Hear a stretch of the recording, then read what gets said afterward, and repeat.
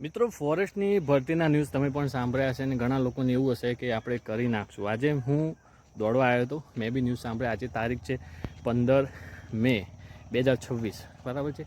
હમણાં 1-2 દિવસ પહેલાંના ન્યૂઝ છે. એટલે હું દોડવા આવ્યો હતો અને આજે મારું ટાઈમિંગ આવ્યું છે. બહેનો કરતાં પણ જે બહેનોનું જે પોલીસમાં હોય છે ને ટાઈમિંગ 9:30 મિનિટમાં 1600 મીટર, એના કરતાં પણ મારું ટાઈમિંગ બહુ વધારે આવ્યું છે. મતલબ 10 મિનિટ ઉપર આવ્યું છે. સ્ક્રીનશોટ મૂકું છું તમને. એટલે ભાઈ કહેવાનું બરાબર છે, પણ ફોરેસ્ટનું ગ્રાઉન્ડ કરવું અઘરું છે. હવે હું તમને એ જણાવી દઉં કે હમણાં જે લાસ્ટ ભરતી ગઈ 2024 સમથિંગ આજુબાજુ હશે, એમાં મેં 5:46 મારેલું હતું, બરાબર. એટલે કહેવાનો મતલબ એવો છે કે જો આપણે પ્રેક્ટિસ છોડી દઈએ છીએ તો પછી આ ગ્રાઉન્ડ અઘરું પડશે. જે લોકો યંગ હોય, જે લોકો યુવાન હોય, મતલબ કે હમણાં 12મું પાસ કર્યું હોય કે 18 થી 20 વર્ષના હોય, એ લોકોને, અને કદાચ એ લોકો બાય ડિફોલ્ટ મતલબ કેવું હોય કે પહેલાંથી એમનું ફિઝિકલ સારું હોય, પહેલાંથી સારું ફિઝિકલ કરી શકતા હોય, તો એ લોકોને કદાચ વાંધો ના આવે, પણ મોટાભાગના લોકોને વાંધો આવે છે. અને એમાં તો મારી ઉંમર અત્યારે 27-28 વર્ષની થઈ છે.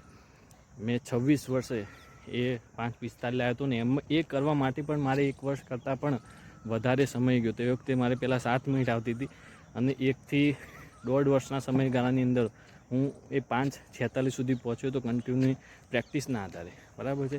હવે એના પછી મેં પ્રેક્ટિસ છોડી દીધી હતી. પોલીસ વખતે હું દોડ્યો નહોતો, કારણ કે થઈ જતું હતું, માર્ક્સ હતા ને, એટલે હું દોડ્યો નહોતો. એટલે પોલીસ ગ્રાઉન્ડ તો પાસ થઈ ગયા, પણ હવે ફોરેસ્ટનું ગ્રાઉન્ડમાં 1600 દોડવામાં મારે 10 મિનિટ કરતાં પણ વધારે સમય પહેલી વખત આવ્યો છે. પહેલી વખત મતલબ કે અત્યાર સુધી 0 હતું મારું, મતલબ કે અત્યાર સુધી 2-2.5 વર્ષ કે 3 વર્ષથી હું દોડ્યો જ નથી, બરાબર.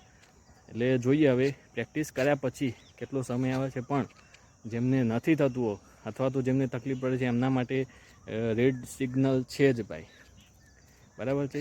ગમે તે કરી લો છો, આને માટે મહેનત બહુ અઘરી પડશે અને હું મહેનત બતાવીશ કે ક્યાંથી ક્યાં લઈને જવાની છે. એટલા માટે મને ફોલો કરજો, સબસ્ક્રાઈબ કરજો, કારણ કે બહુ અઘરું પડે એવું છે.